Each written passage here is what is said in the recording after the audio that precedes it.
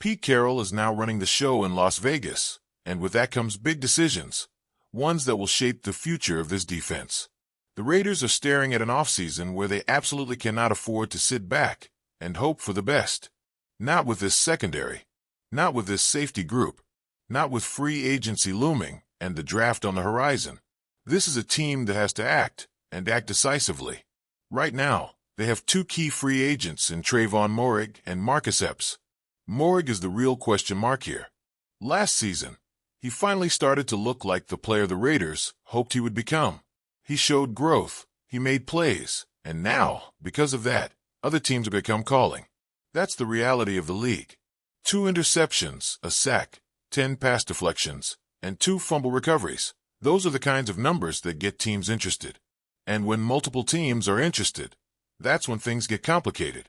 The Raiders would love to keep Moehrig, but will they pay the price? That's where it gets tricky. Some teams might see him as an ascending talent and offer him a deal that forces Las Vegas to make a tough decision. Then there's Marcus Epps. His situation is a little different.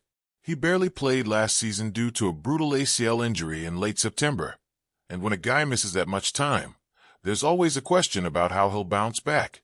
Do the Raiders believe in him enough to bring him back? Or do they let him walk and look elsewhere for answers? They also have restricted free agent Isaiah Pola-Mao to consider. But let's be honest, this isn't just about keeping what they have. This is about making this unit better. Luckily, they have the money to do something about it. According to Over the Cap, the Raiders are sitting on $92.9 million in cap space. That's a lot of firepower to go out and fix what's broken. The question is, where do they turn? Who do they target? Who's available that can step in and immediately change the game for this defense? Pete Carroll loves players he knows. That's just the way he operates. And if there's a guy out there who fits that description perfectly, it's Quandre Diggs. The connection is obvious. Diggs played under Carroll in Seattle from 2019 to 2023, earning 3 Pro Bowl nods in the process. That's not just some throwaway detail. That's significant. Carroll knows Diggs. He knows what kind of player he is, what kind of leader he is, and what kind of presence he brings to a defense. The biggest question surrounding Diggs right now isn't about his talent, it's about his health. Last season, he only played 8 games before a Lisfranc fracture ended his year. That's a tough injury, no doubt about it. But let's not pretend that should scare the Raiders away. Diggs has built his career on toughness, instincts, and making plays when it matters most. When he's on the field, he's the kind of veteran safety who stabilizes a secondary. And with the amount of money the Raiders have to work with, bringing him in wouldn't be an issue. But maybe they want to go younger. Maybe they want to take a swing at someone who could be a long-term answer rather than the short-term fix. If that's the case, there's one name that should absolutely be at the top of their list, Jevon Holland. This is a guy who could change everything for the Raiders. He's not just another safety hitting free agency. He's a potential game changer. According to NFL Network's Cameron Wolfe, the Dolphins aren't expected to use the franchise tag on him, which should have a whole lot of teams paying attention. Because here's the thing.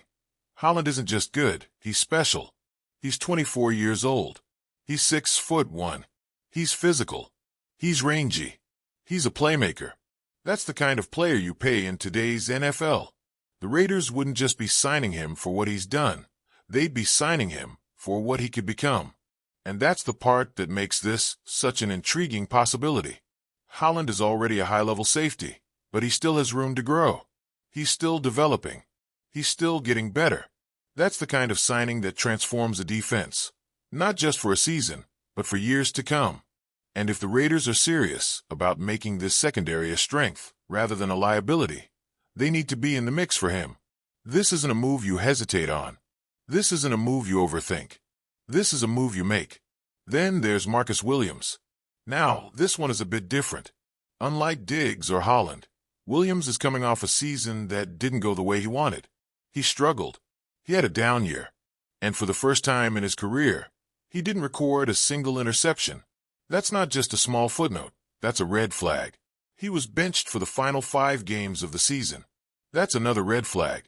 When a guy goes from being a locked-in starter to riding the bench, it raises questions. What happened? Is it something he can bounce back from? Or is this just the player he is now? But here's the thing. Sometimes all a player needs is a fresh start. New system, new coaching, new energy. Marcus Williams wasn't just a good player in New Orleans. He was a great one. 15 interceptions in 5 seasons. 1 pick six. A guy who could take the ball away and change the course of a game in an instant.